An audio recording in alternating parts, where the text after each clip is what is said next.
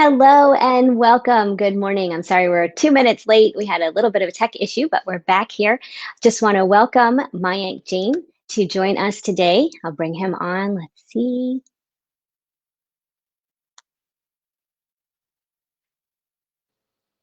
All right. Hi, How are we doing? Good morning. good morning. All right. This is all working well. See, sometimes you have tech issues, but we get through it because we're tech people, right? Yeah, Excellent. Well, I want to welcome you, Mayank. And I asked him if this was okay. So, for our audience that's watching, you usually don't ask people their age, right? So, I'm going to bring this up because Mayank is the youngest guest that I've had so far on the BCI portion of What's New, What's Next. So, welcome, Mayank. I know you just celebrated a birthday. So, how old are you? I'm 18 now. Wonderful. And where do you go to school? Just started at Waterloo for computer science. Thank you. And so, I'm based in the United States. Where is Waterloo and what type of college is this? Yeah, so Waterloo is a university that's in Waterloo, Ontario, which is like a couple hours away from Toronto. Okay. And what is your major study and focus? Computer science. Nice. All right. So you were recommended to me by Chris McKelly, who is one of our neuroscientists, engineers, physicists out in Toronto. And it was really fascinating for me to do my due diligence and read your bio and find out about you, connect with you on LinkedIn. And so I was hoping you could share with us a little bit about your background and how you got involved in the BCI space. Yeah, so my background's in developing with emerging technologies. So I have experience developing with augmented reality, artificial intelligence, and brain-computer interfaces, of course. So the way I got into it was when I was in grade 10, I went to a hackathon and they were giving out these Muse headbands for people to play around with. And at one of those hackathons, I won the Muse prize. And so I got a couple of Muse headbands from the hackathon. And then I just kept developing with Muse headbands, reached out to people, networked, learned from them, got access to better and better hardware over time. And yeah, from there, it's just been going up and up. Oh, that just sounds like a normal 10th grader type of thing to do. Okay, so just refresh, how old are you in 10th grade? Like 15, Yeah, 14, 15. 15. Okay. All right. And what is a Muse headband? So the Muse headband is a brain computer interface device. I actually have one right here. So it's one of these, and basically you can put it on and it'll measure your brain waves. Okay. So before this, were you programming at home? Had you taken classes already? Yeah, so I've been programming since about grade 5. I'm not sure how old I was, but always been interested in programming and technology, hardware development as well. So it's just been something I've been doing most of my life. That's interesting because software and hardware are usually two different areas of focus, right? hmm Okay, so you get this Muse hardware, and did you take it apart? No, I didn't. But actually, earlier this year, I got more interested in EEG hardware development and started looking into how they work, how to make one from scratch. And after a while, that's actually how I got the job at my current company, where I'm also developing EEG hardware and software. Okay. Can you expand a little bit on EEG, the space of EEG? Yeah, so EEG is basically measuring the electrical fields produced by neurons in your brain.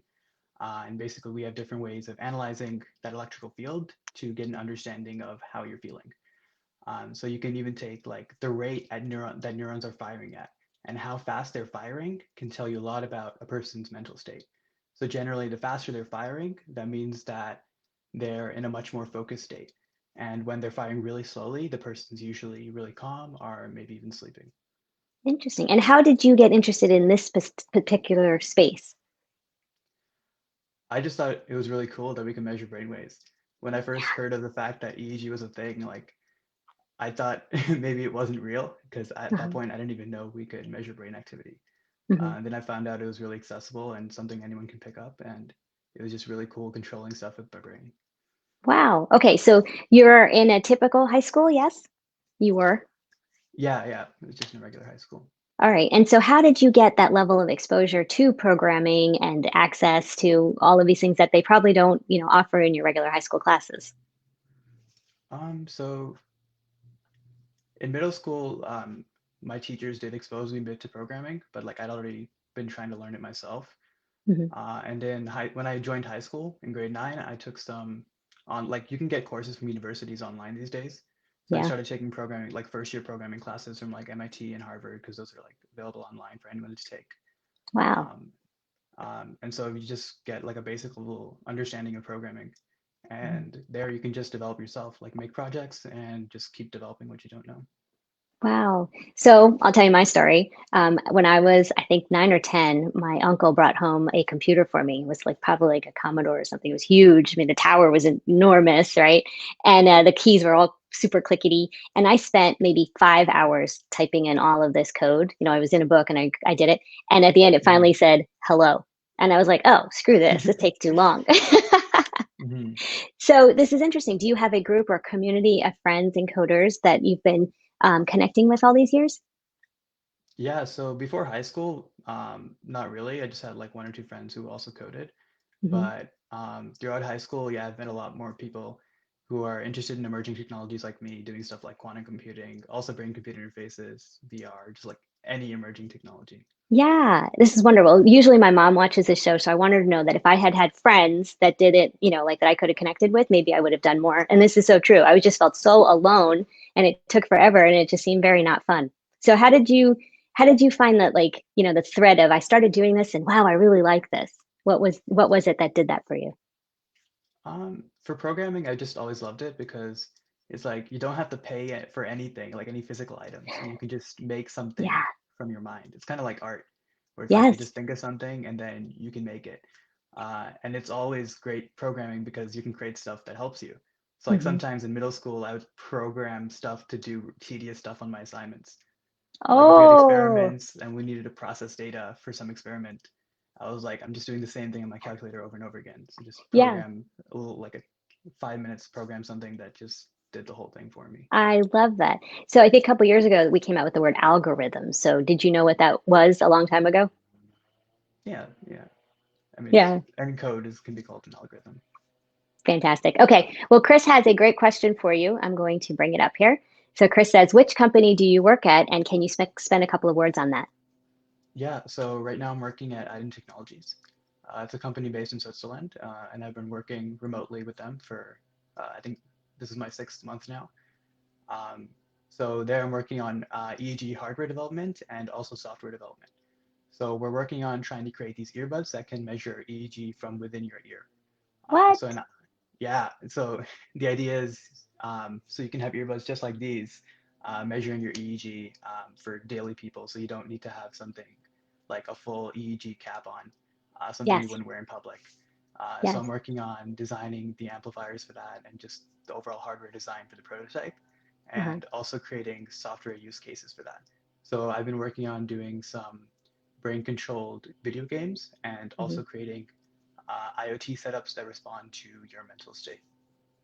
This is wild. Okay, so the word that comes to mind to me is discrete, right? So you said you don't have a big cap. So for our viewers, there really is something that looks like a shower cap, right? And goes all the way around. And Yeah, then all of these electrodes, which are on the outside, but measuring these EEG signals that are coming off of the brain, right? And so what you're saying is you can put them in here. Is that localized or can you get access to all of the EEG signals?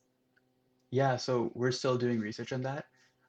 We're testing out the electrodes that we've made, but we're finding that based on the data we've collected so far, we can get some basic EEG paradigms. So like we can measure your alpha waves, which is one particular like frequency band of Mhm. brain waves, and we're just playing around to see what we can get from that. And the electrodes are still being developed, but I don't imagine be able to get something from like really far back in the brain.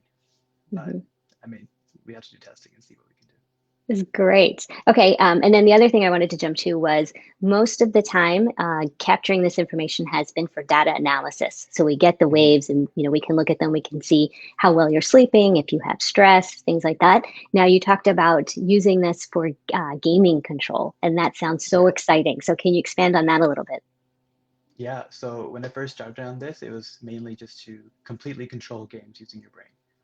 But then we were thinking that it doesn't actually make sense to completely control brains with your game. Sorry, completely control games with your brain Mhm. for people who can use a keyboard or mouse or controller, because you'll always have better accuracy and movement with a controller. So Mm-hmm. now we're focusing more on augmenting gaming using EEG. So you'll have the basic controls like moving around and like primary actions being controlled by uh, like a PS4 controller or your keyboard, but Mm-hmm. then have EEG for like special abilities or secondary abilities. Mm-hmm. And the idea is you can link the mental state of the player to the actual ability. So like you have certain games where it'll like analyze the area. So the idea is if you focus in real life, it has the player, like the actual video game character, focus on their surroundings more and then activate certain special abilities. Wow. Okay. So I've always been just enamored with watching my kids where they're using their thumbs, they're using their front fingers, right? Like they're Hmm. controlling, they're using extra buttons, and all of Yeah. that is controlling like all of their arms, their legs, their ability to move vertically, horizontally, all of that kind of stuff, right?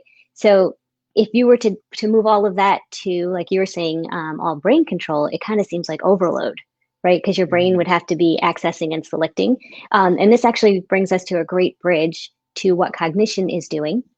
And so you and I were talking before this all started that cognition is working on the space of EEG and capturing those signals and being able to control the AR, the augmented reality environment, Hmm. to produce speech or to select words for speech to communicate.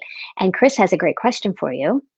So he says, what speed of control can you theoretically achieve with earbuds? And I ask this because what we're looking at is you want to say something and you say it. So that's rate, right? How fast can you say it? Hmm. And so, if we're looking at that rate enhancement, I think this is where this would pair nicely with that.